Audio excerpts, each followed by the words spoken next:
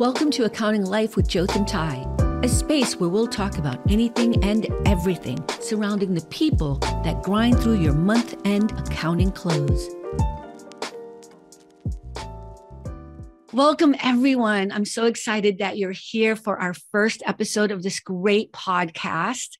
And today's topic is going to be from the Big Four to CFO. And our first guest is Guzel Lumpkin, CFO of Innova Medical Group. And I'm so happy to be a part of it.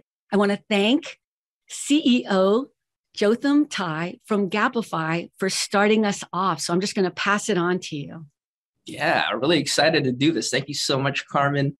And Guzel, I'm so glad that you are our first guest for our podcast because I absolutely love your background as a kind of a classic accountant, a corporate accountant. So thank you for joining us today. Thank you for having me. Thank you. I'm honored to be here, Jotham, and thank you for so much, Carmen, for hosting this. Excited to have this conversation. Yeah, and I mentioned offline, Guzel, that I'm stoked for this because you and I, so Guzel is actually one of Gappify's advisors, and I think it's almost been a year since we started partnering together. Exactly, yeah. But this is going to be slightly different because instead of going into strategy and go-to-market and all that good stuff that we've been able to work on, we get to kind of learn more about each other and kind of how we got to the position we're in now. And specifically for this episode, would love to kind of just hear your story about, how you started from the Big Four and now, in this role as a CFO. So just to, really kick things off, Guzel, was there like a certain point in time, like maybe when you were at the Big Four that you said, hey, maybe I want to follow the CFO path, or was that like much later on in your career?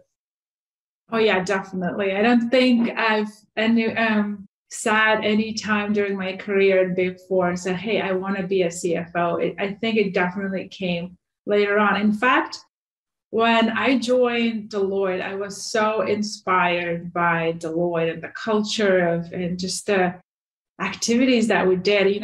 You basically go from a client to client and you get to learn different businesses and meet different people and you develop relationships and then you turn around and go and learn about new business. And I love that about it because it was never boring. It's so exciting. And I'm sure you know what I'm talking about, right? It's just, you're never stuck in one place. You're always moving. Yeah, the variety is so great, right? To your point at the Big Four. And I think that's one of the biggest benefits from starting your career there. You get to see many different places, the different types of people that you meet. So yeah, I definitely had the same experience as you. Exactly. And to me, I always do tell my peers and people that I mentor is that when you go into Big Four, it's like getting paid for getting your MBA or getting a boot camp, right? Like you learn so much while you're getting paid. And obviously what you put in is what you get out. But to answer your question, I was really thinking in early years of my career at Deloitte that I was on a partner track. I was inspired and mentored by some really great partners. And, if I can give some shout outs, like Trent Brown, he recruited me, he took me under his wing and take me to, his engagements and give me the most challenging work, which one taught me so much, two always kept me on my toes and motivated and inspired and engaged. And early on, I definitely thought, okay, I want to be him. I want to be a partner one day. And then at some point, the opportunities come about or things change, your life situation changes. And it's like, maybe partner track is not all be all, right? It's like there's something else out there. And it wasn't until I went to this one client that really stood out and with its culture, right? Like I had consumer business, I had financial service, I had semiconductor business type of clients. But then I found myself at this early stage tech startup, like Gappify. You would walk in, hair on fire, everybody's running around, no systems, no processes, but they're really excited, super happy. nobody's watching the clock. It's never a 9 to 5 business, right? But there's so much energy and it's infectious, know, and I loved going to that client. Yeah. Yeah. And so one day they hired a CFO who was basically a serial IPO taker. And I got to work with him and he got me over to join.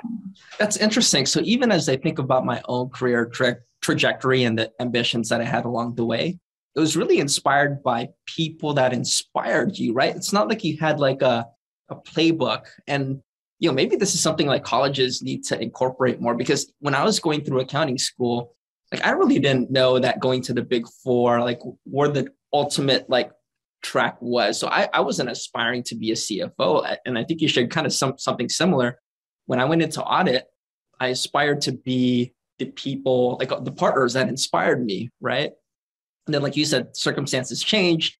You end up in industry and maybe in a fast moving environment. Then you get inspired by the CFO. And then that's when you kind of have that moment of, hey, I can see myself in that and I want to be a CFO someday. So is that kind of like a summary of how? Exactly. That's exactly how it played out, right? And you nailed it. You find a role model and you gravitate towards that. And to me, I think career path is not a marathon. It's not a sprint for sure. And it's not a straight line. There's lots of zigzag. And I think I just read an article somewhere that just said it perfectly. Take a hike. It's a journey, right? It's not, a perfectly paved road. It's the journey. It reminds you more of a hike that you can go up the hill, down the hill, sideways, backwards sometimes. And so, but enjoy the journey. And so to me, that was exactly that. It's a journey, right? And instead of saying, hey, I walked into Big Four and said, 10 years from now, I want to be a CFO, whatnot, right? Say, I want to be a partner. And then, okay, let's go towards that. And then I think advice, sorry for interjecting, but I think that's going to be so important for our listeners to hear. So it's not like some people are kind of more meticulous in their life planning than others. Like some will have their own like personal calendars of when they want to get married and so on. But in the way that you're describing it, it's kind of like organic. It's a hike. There's different journeys, and you kind of just like gravitate towards the people that inspire you along the way, and that's kind of what pulls you into those, to the roles that you're in. Versus like really plotting this out like 20 years earlier and saying, 5 years from now I'll be here, and then 10 years from there. So I think that's important for like folks in the Big Four who are thinking about career changes, to kind of have that flexibility, right? Can I interject and ask a question? As someone who's not involved in the accounting world in that way, you talk about the Big Four. Is it hard to even get a job, like an initial job at the Big Four? Because you guys always talk about it like it's the Harvard of accounting firms or something. Can you just explain a little bit about that, if that's okay? Sure. I'll give my perspective, and I'm sure Jotham would love to share his perspective as well. I think getting to Big Four is definitely competitive, right? And you have to get on that track early. So I remember it was my probably second year in college when I started thinking, okay, where I'm going to work, how am I going to get involved? And so you ended up joining, Ben Alpha Size, accounting associations, any sort of organization that gives you that opens that door to networking with Big Four and learning about different firms. And one thing I'll say that early on I figured out, and I tell it to people that I mentor as well, is that Big Four is not for everyone, right? It's not a goal on itself, because it has certain demands and it has certain culture and it puts certain strain on your lifestyle that it's not for everyone. And same way as like audit and accounting is not for everyone. But when we were when I was looking at my career option, I was pursuing degree in accounting and talking to my peers and my mentors, I would carefully evaluate what each firm's culture is. And even within the big four, you're looking at Deloitte, KPMG, EY, and PwC, there will be, people will say that each firm has very distinct culture. But at the end of the day, there is a rigor, there is intensity, and there is expectation that comes with big four that probably levels above other firms necessarily. And so depending on what your lifestyle requirements are and your career aspirations, it could be a good choice or not so good choice, right? But, being through big four, especially if you've gone through, senior and manager level, it just gives you such a boost in your career because, again, it almost supersedes additional master's degrees because they put you through a boot camp, right? There's not a lot of jobs where you get to work 85-hour weeks, And so you learn so much in a very compressed timeline. And I think that's why it's such a big deal. Yeah. And just to quickly add, Carmen, so it's also the big four audits, the best companies in the world and the largest companies in the world. So there's a lot of, different situations that you'll encounter because they have multiple industries that you can, work on. So it's just, to me, it's definitely an accelerated path. It's challenging for sure, but the benefits for your career thereafter is incredible. And, I would imagine, Guzel, it's probably not a wild assumption to say that your ascendancy to the CFO, the big four contributed to that, right? 100%. 100%. I don't think I would be here today if it wasn't for that intensive, again, learning time at Deloitte. You put in a lot, but you also get out of it a lot, Well, so I'd love to, now that you're there and you're the CFO, I'd love to learn more about what your day-to-day is. So, in accounting and in a controllership, we're all kind of confined with month and close schedules. We kind of know what to do. But as a CFO, I'm sure it's not very regimented, you have to be dynamic. So what's your typical day like now, Guzel? Great question, Jotham. Just fantastic question. And to me, it speaks a little bit about my personality, right? I'm not probably your typical accountant that likes regimented routine, right? In fact, one of the bigger reasons that early on in my career with Deloitte that I did not see myself necessarily going into private until I came across MindBody is because I never wanted to have 5 days a week that looked exactly the same.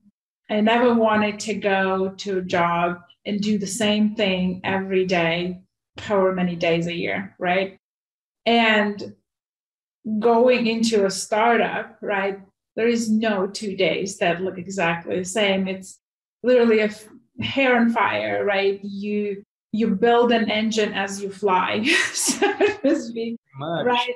You have to roll with the punches. You have to innovate. You have to make things happen that were not done before. And that's what's exciting about it. And I think you can do it in both like you said, I started in accounting, right? I walked into my first job outside of Big Four in accounting role. And a big pivotal moment was when my CFO, who at that time I developed really good relationship with already, and he hired me. He's like, come in and help me take this company public. And first thing he said, he's like, well, Guzel, now that you're here, can you take off your auditor hat and leave it at the side of the door? And it was a pivotal moment because it challenged me and pushed me to completely change my thought process my instincts, my like priorities almost on how I went about solving problems on a daily basis, right? Does it make sense? Like instead of saying, hey, accounting guidance says this, let's make sure we do that. What he told me is like business comes first. So how does your knowledge of technical accounting will help us solve business problems? Right. So it's really creative. There's a creative aspect to this that I've never heard of in the financial world. This is amazing to be learning. I'll double down on that, Carmen, and say that level of and creative is like actually like not like a good word to throw around in accounting piece. You don't want to be I'm so sorry. No. But creative like qualities of a professional is critical for, I would assume, a CFO. So being able to create creative strategies to promote, larger teams and like more efficiencies in an organization, like that type of creativity, I think, is important and sometimes lacking with accounting professionals. So yeah, it's really refreshing for you to hear that from someone who comes from an accounting background to now being a CFO. That's like for us to unlock that creative quality, I think will just like benefit more accounting professionals, right? Yeah, and I think the word creative sometimes sends chills down the backs of accountants because you don't want accountants to be creative, right? Like, it does not necessarily always translate to good outcomes. But thinking about, my role and why I decided like, hey, no, the CFO it was that pivotal moment. Like, I do want to be a CFO because I now had a role model who also came from a Big Four background, an accounting background, right? And we can talk about like the two paths that CFOs come from. Like there's investment banking, and then there's, just fall into a place, and then there is a Big Four kind of background. But the path from accountant, right? Like, and when a CFO thinks about business first, which is really what defines a really good CFO, is like how I can be that trusted advisor to my CEO. CEO is a visionary, CEO is a strategist. He's kind of setting that path and for the company, for the product, for the vision, right? And the CFO is the one who's kind of right there with him, helping that CEO, him or her, make it happen, right? Like with financial support and making sure that whatever the decisions are made actually fit into a picture that will be well received by external investors, by your board of directors, what have you, like shareholders. And so kind of be starting the CFO that really understands what keeps up CEO at night and his or her vision, and then figures out how to apply that mathematical, numerical knowledge to help solve those problems, I think is kind of the CFO I want to be, right?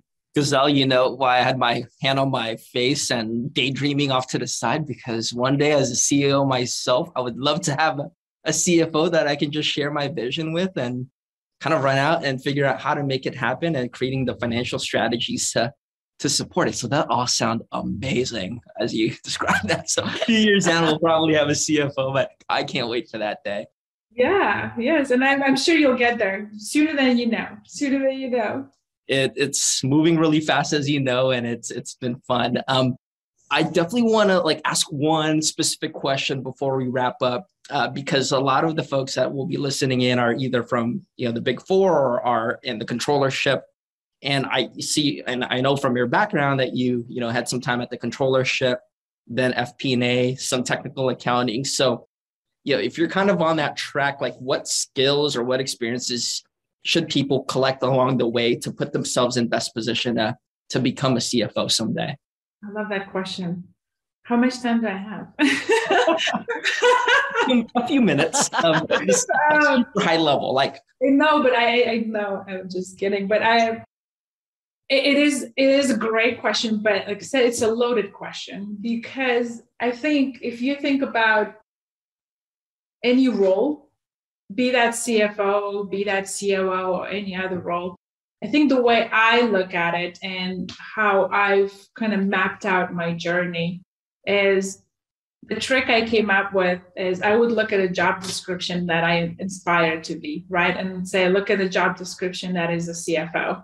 Okay, has this skills, has this requirements. And each company has different vision for the CFO. So you look at 5, 10, 15 of them. At the end of the day, you start getting the gist of what are the qualities of the CFO that required, out there by the companies that want to bring CFO on board. And then you start creating almost your checklist, right? Like, what do I have today and what I'm clearly missing? And in the skill set section that I'm missing and I need to work on, how am I going to get there? And all skills cannot be acquired in one day in one path. But what worked for me is taking bite-sized chunks of the skills and saying, okay, I have Big Four background. Now I have really strong accounting background. I went through IPO. What am I missing? I need to have FP&A background, truly FP&A, not just being a partner, but FP&A, but truly being, that vision. Like, so the difference between accounting and FP&A, and I'm sure the comparisons is like accounting is the rear view mirror and FP&A is the forward vision, right? And I always it would get upset almost when I've heard that accountants are rear view mirror. It's like, no, accountants can be the spotlight that will help FP&A understand how any particular transaction will land on their financial statements that will matter for the street, that will matter for the board, right? And it almost like, hey, how can I become a glue between the two, between accounting and FP&A? And then as I become a glue, I learn a lot about FP&A, and then I become that integral part of it. And so you just chip along. And I think the key to acquiring those additional skill sets is being vocal with your manager, with your mentors, with your sponsors within the company, if you have those, right? About what are your goals and what skill set you're looking to acquire. So you're not pinched into a one niche area that you're really good at. And as you're good at it, you're going to continue getting better and better at that. But saying, hey, I will give you this output of this skill set, but I need to learn that skill set and that skill set. Can you give me an opportunity in exchange for this to learn this other skill sets? And typically good mentors and good managers, they're happy to do that. And so I had to be very, very vocal throughout my career about what skills I want to acquire. Very methodical, as expected from an accountant. But I think that's exactly the type of advice that fellow accountants want to hear. I mean, you have to be thoughtful and intentional about how to get to certain roles, and the way you described it is pretty awesome. So before we wrap up, to answer with one word, Guzel, and you don't have to answer, I guess, if it's putting you on the spot. Are you an accountant still, or are you a finance person now that you're a CFO? I call myself fine act. You got the in between. That's That's great. Fine act. It sounds kind of sassy, but it is. It's to me, I pledge allegiance to both sides, because without both of them, they cannot be a CFO, right? Like, to me, CFO cannot take side.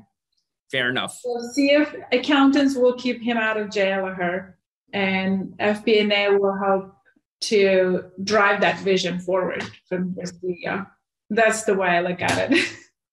Wow, this has been, and I'm a little bit thrown. This is such a great podcast. It's so much fun. I've learned so much. And I just want to thank you, Guzel, so much for just being here. And I understand more about your world in this little 20-minute conversation we've been having as a non-accounting person. So I appreciate you being here so much. And Jotham, of course, I'm grateful that you even let me be a part of this. So thank you. And to all of our listeners here, Thank you so much for stopping by and listening to Accounting Life with Jotham Ty. And I hope you'll visit us again and listen to our next episode. Definitely, please check out our website at gappify.com, and we will see you at the next episode for sure. Thank you, everyone. Thanks so much for having me.